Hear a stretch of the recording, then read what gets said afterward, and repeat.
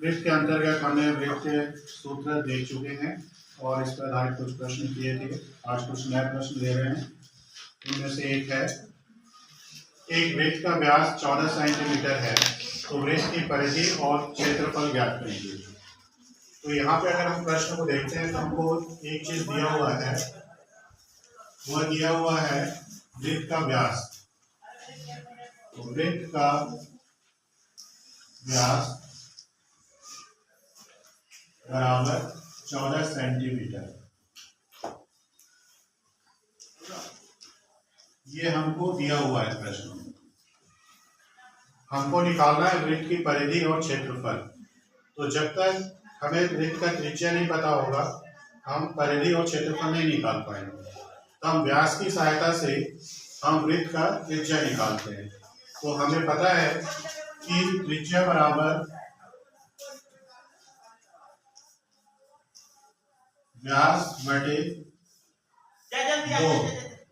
व्यास का मान है 14 और 2 से भाग दे देंगे तो ये हो गया 7 सेंटीमीटर।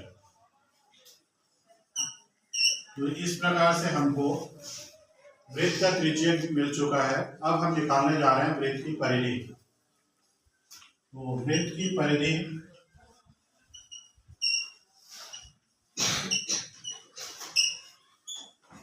बराबर 2 पाई r,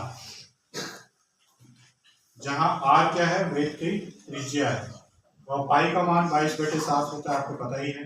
इस पे मान रखते हैं 2 गुणे 22/7 और त्रिज्या हमारा निकला है 7, तो 7 रख देते हैं और इसको हल करते हैं तो ये हो गया 44 सेंटीमीटर। 22 का गुणा 2 से हो गया है। तो इस प्रकार से हमने वृत्त का परिधि भी निकाल दिया है। अब हमको एक चीज और निकालना है, वृत्त का क्षेत्रफल। तो वृत्त का क्षेत्रफल बराबर, आपको पता है इसका सूत्र, पाई r स्क्वायर। r मतलब त्रिज्या। तो इसमें r का मान रखेंगे और 22/7 पाई का मान रखेंगे और हल करेंगे। ये हो जाएगा 22/7 गुणे 7 का वर्ग।